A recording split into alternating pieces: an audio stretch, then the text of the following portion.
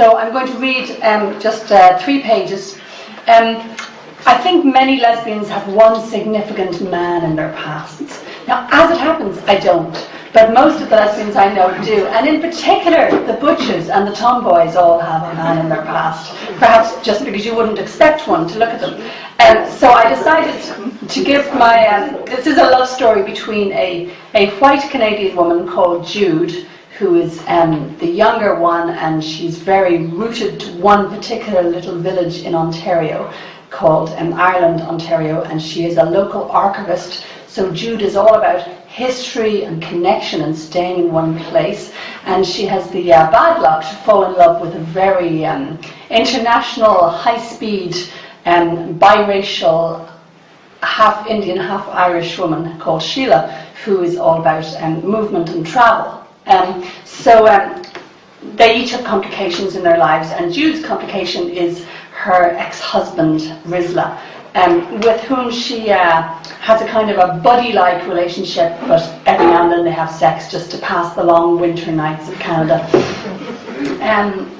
So I'm going to read a little scene in which Jude has been emailing passionately, her and Sheila, for some months now, and despite Sheila having an ongoing partner in Dublin.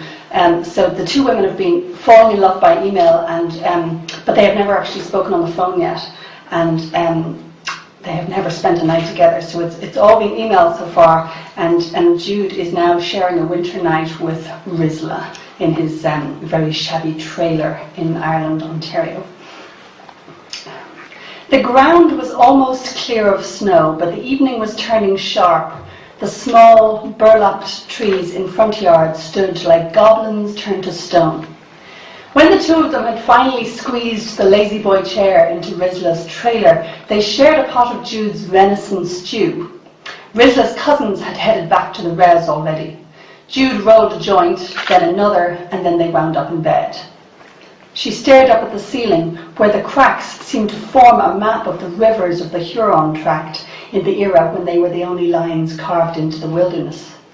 She said, "I think maybe that was the last time." Rizla let out a cough of laughter. "Dang, if I'd have known, I'd have pulled out all the stops." His bare chest gave off a cloud of heat. The blue snake tattoo stood out on his wrist, where his hand trailed over the edge of the mattress onto the black fake fur rug. His dog Susie came over and licked his hand. He scratched her hard behind one crooked ear. Jude turned on her side and felt her exposed hip bump the floor through the thin futon. She laid one palm against Rizla's hairless chest. She heard a thumping, and she couldn't tell whether it was his pulse or her own. "The thing is," she told him, "I'm lying here thinking about somebody else." "I know that," he said. She shouldn't waste her time ever trying to keep the truth from Rizla, Jude decided, or from herself. "You realize," said Rizla, "you realize you'll probably never see this chick again in the flesh as long as you both shall live." "Oh, fuck you," said Jude, and turned her back on him. Suddenly shivery, she wrenched up the comforter. Her eyes found that dent where Rizla had punched right through the drywall in one of his occasional rages. She couldn't now remember what that fight had been about.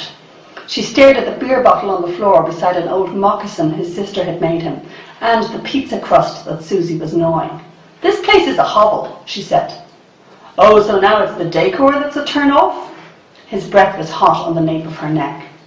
She curved her feet around his. "And if you don't cut those toenails sometime," she said, "they'll curl right around and grow back in." She was memorizing the feel of him for the last time. And then she sat up, all goose-pimpled, and she reached for her red flannel shirt. "But hey, you know, Jude," said Rizla, his head back on his joined hands, "you're welcome to lie here beside me and dream about your sweet Irish colleen any time. No skin off my dick." "Sheila is not mine," said Jude between her teeth. "She's taken. She wouldn't. I don't mess with couples."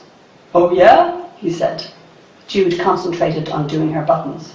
"What do you call emailing someone 6 times a day?" he asked. Jude's fingers stopped moving. "I don't know," she said, her voice small. "I've got no clue what's going on." After a minute, she added, "I guess it seemed safe at first, the emailing, because she's so far away." His warm, rough hand slid around her hips. Don't worry about it, he said. Come here. Jude shook her head. We have got to break this habit, Rizla. It feels off. Off? He asked. Peculiar. Wrong. What, like morally? He asked Sir Don. Wrong in every neuron in her brain, wrong in every cell of her body. Just take my word for it, okay? Okay, said Rizla. Half-dressed, she twisted around to read his face in the orange glow of the lava lamp. Really okay? She said. Hey, it's not like we're married, you know. Rizla let out a croak of laughter. Jude giggled too. Dope did that. If you want to be faithful to some lady you've never got to first base with, be my guest. Jude felt anger rise like a wave in her and then subside. Good night, she said. She poked him in the armpit with one foot and then went to lace up her boots by the door. The paths were all glassy with ice. She slipped at the corner and wrenched her knee slightly. She let herself in the front door of her house. The phone started ringing when she was halfway up the stairs. Turner residence, she answered. She couldn't seem to shed her mother's old phrase. Hello at last! Hi, said Jude, and then, sorry, what? Jude! Jude, is that you? Jude waited, afraid of interrupting the voice again. It's me! It's Sheila! Jude nearly dropped the phone. This was not the voice she had been remembering. Her head was still spinning and she wished she hadn't had that joint with Rizla. Sheila? Are you there? Absolutely, came the squawk. Sorry it's so late for me to be ringing. How are you? Fine, said Jude, rather formally. How about... But then their voices clashed into each other again. There was a long pause. It's a bad connection, roared Jude. I'm on my mobile, came Sheila's tinny voice. I'm having a nasty breakfast in Dubrovnik. I just thought I'd see if you were up. I am up, said Jude. And then she couldn't think of a single solitary other thing to say. I'll leave it there. Thank you.